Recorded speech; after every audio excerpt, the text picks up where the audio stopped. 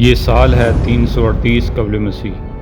چیرونیا کے میدان پر غروب آفتاب کی سرخ روشنی پھیل رہی ہے، دھول اڑ رہی ہے، زمین لرز رہی ہے اور فضا میں موت کی بو رچ بس گئی ہے۔ ایک طرف ایتھنز اور تھبس کی عظیم افواج جو آزادی کے آخری محافظ ہیں، دوسری طرف مقدونیہ کا آہنی سیلاب فلپ دوم کی قیادت میں، اور اس کے پہلو میں ایک کم عمر شہزادہ، آنکھوں میں بجلی کی چمک، جسے دنیا آنے والے وقت میں سکندر اعظم کہے گی۔ نیزے ٹکرانے کو ہیں، ڈھالیں بجنے کو ہیں، تاریخ کا پہیہ رکنے والا ہے اور پھر پلٹ کر کبھی ویسا نہ ہوگا۔ یہ جنگ صرف یونان کے شہروں کے درمیان نہیں، یہ وقت اور تقدیر کے درمیان ٹکراؤ ہے۔ یہ وہ لمحہ ہے جب یونانی آزادی ہمیشہ کے لیے دفن ہو جائے گی اور ایک نئی سلطنت کا سورج طلوع ہوگا۔ یہ ہے چیرونیا کی جنگ۔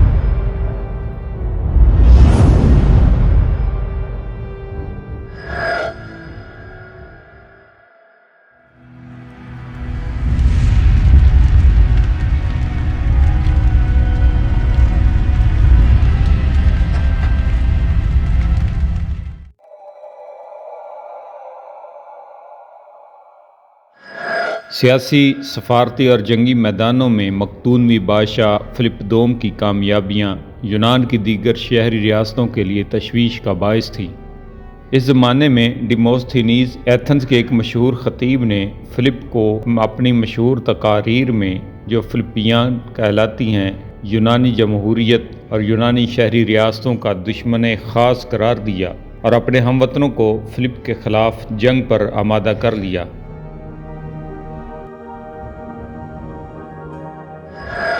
ادھر ریاست تھبس نے مقدونیہ کے خلاف ایتھنز سے اتحاد کر لیا۔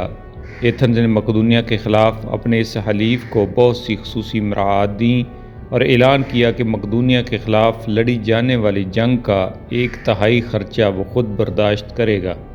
ایتھنز اور تھبس کے اس باہمی معاہدے سے ایک نئی صورتحال پیدا ہو گئی، اور اگر یونان کی دوسری شہری ریاستیں بھی اس اتحاد میں شامل ہو جاتی تو اغلب امکان یہ تھا کہ فلپ کی پیش قدمی روک لیتیں۔ اسپارٹا، میڈیا، آرکیڈ اور ارگوس ایتھنز اور مقدونیہ کے معاملے سے الگ تھلگ رہیں۔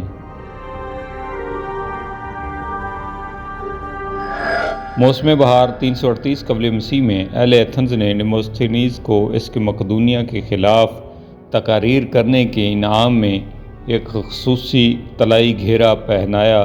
اس موقع پر شاہ مقدونیہ نے ایتھنز اور تھبس سے صلح کی کوشش کی، مگر ڈیموستھینیز نے دونوں مملکتوں میں جنگ کو ناگزیر کر دیا۔ بالآخر فریقین کے مابین چیرونیا، مغربی بیوشیا کے مقام پر اگست-ستمبر 338 قبل مسیح میں ایک فیصلہ کن جنگ لڑی گئی۔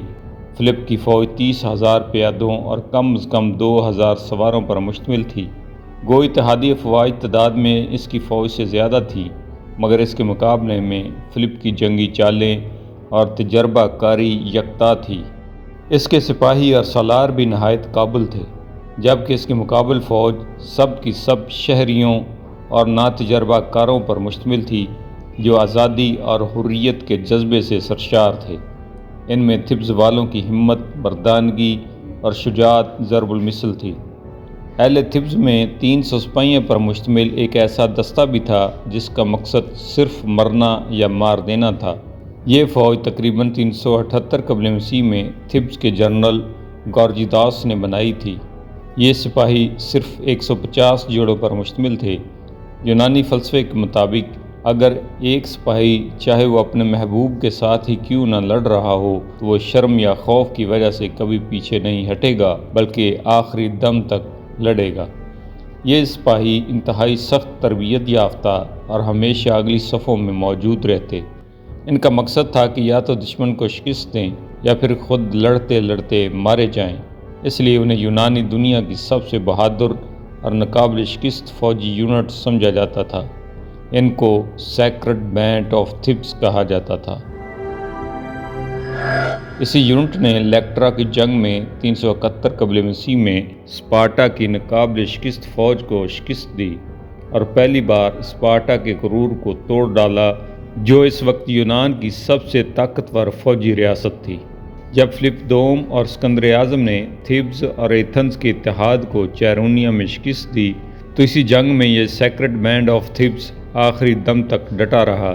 یہ 300 کے 300 سپاہی جنگ میں مارے گئے، لیکن کسی نے پسپائی اختیار نہیں کی۔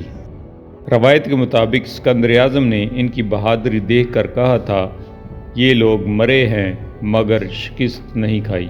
ان کی قبریں آج بھی چیرونیا کے میدان میں موجود ہیں، جسے لائن آف چیرونیا کی یادگار کے نام سے جانا جاتا ہے۔ دوران جنگ اس دستے کو فلپ کے جوان سال بیٹے اسکندر نے اکیلے ہی تہہ تیغ کر دیا تھا۔ اب آتے ہیں دوبارہ میدان جنگ کے احوال کی طرف۔ ایتھنز والوں کی افواج بھی 3 قابل سپہ سالاروں کے ماتحت تھی۔ ابتدا میں ایتھنز کے میسرا نے فلپ کی افواج کو شکست دی، لیکن دوسری طرف اسکندر تھیبزیوں پر غالب آ گیا۔ جب لڑائی میں سیکرڈ بینڈ کے تمام سپاہی لڑتے ہوئے مارے گئے تو اتحادی افواج میں کھلبلی مچ گئی اور پورا لشکر الٹے قدموں بھاگ اٹھا۔ کہا جاتا ہے کہ اس جنگ میں 1000 ایتھنز کے فوجی مارے گئے اور 2000 گرفتار ہوئے۔ اس جنگ میں ایتھنز کے خطیب اعظم ڈیموستھینیز نے بھی ایک معمولی سپاہی کی حیثیت سے حصہ لیا، چنانچہ پسپائی کے دوران وہ بجائے زور خطابت سے اپنی قوم کا حوصلہ بڑھانے کے خود بھی میدان جنگ چھوڑ کر بھاگ نکلا۔ جنگ چیرونیا میں یونانی قوم کی تاریخ میں پہلی مرتبہ ایک موروثی بادشاہ نے اول درجے کی یونانی شہری مملکتوں کو شکست دی، لیکن یہ شکست ایسی تھی کہ مغلوب فریق کے لیے بھی اتنی ہی سود مند رہی جتنی فتح مند فلپ کے لیے۔ یونانی عزت و وقار کو قائم رکھنے کے لیے تھیبزیوں اور ان کے حلیفوں کی قبروں پر جو جنگ میں کام آئے تھے، سنگ مرمر کا ایک شعر نصب کیا گیا، جس کے بعض ٹکڑے اب تک محفوظ ہیں۔ 1905 میں اس مقام پر اسی طرح کا ایک شعر دوبارہ نصب کر دیا گیا ہے۔ جنگ کے بعد فلپ نے ایتھنز کے خلاف کوئی کارروائی نہ کی، البتہ تھیبز کا محاصرہ کر کے اسے ختم کر دیا۔ نوجوان اسکندر اور انٹیپاتاری کو ایتھنز روانہ کیا تاکہ ایتھنز کو صلح کی شرائط پیش کی جائیں۔ ان شرائط میں بتایا گیا کہ ایتھنز حسب سابق آزاد رہے گا اور جزائر ساموس اور دیلوس وغیرہ پر قابض بھی رہے گا۔ یہاں تک فلپ نے اہل ایتھنز کو تھیبزی مال غنیمت میں سے حصہ بھی دیا اور کہا کہ آئندہ مقدونیہ اسے اپنا حلیف تصور کرے گا۔ ایتھنز کے لیے صلح کی یہ شرائط باعث تعجب و حیرت تھی کہ ایک فاتح اپنے مفتوحین سے ایسا سلوک بھی کر سکتا ہے۔ ڈیموستھینیز کی مخالفت کے باوجود ایتھنز والوں نے یہ شرائط قبول کر لی، بلکہ اظہار تشکر کے طور پر فلپ کو حق شہریت عطا کیا اور سر بازار اس کا ایک مجسمہ بھی نصب کرا دیا۔ ایتھنز کو اعتماد میں لینے کے بعد فلپ دوم نے تمام یونانی ریاستوں کو دعوت دے کر ایک نئی لیگ یا انجمن ہمسائیگان قائم کی، جس کا نصب العین یہ قرار پایا کہ اس لیگ کی رہبری میں تمام یونانی مقدونیوں کے ساتھ ایران پر اسے ان حرکات کی سزا دینے کے لیے فوج کشی کریں گے جو ایران سے یونان پر حملہ کے دوران یونانی عبادت گاہوں کو نجس کرنے میں سرزد ہوئی تھیں۔ 337 قبل مسیح میں کورنتھ کے مقام پر لیگ کا دوسرا اجلاس منعقد ہوا، جس میں باقاعدہ ایران کے خلاف اعلان جنگ کیا گیا اور فلپ نے اپنے ایک جرنیل کو ایشیا پر حملہ کرنے کے لیے روانہ کیا۔ اس دوران ایک محلاتی سازش کے انکشاف پر فلپ نے اپنی ملکہ اولمپیاس اور اپنے بیٹے اسکندر کو اپنے دارالحکومت پیلا سے جلا وطن کر دیا، لیکن باپ اور بیٹا ایک دوسرے سے زیادہ دیر تک جدا نہ رہ سکے اور جلد ہی دونوں کے مابین صلح ہو گئی۔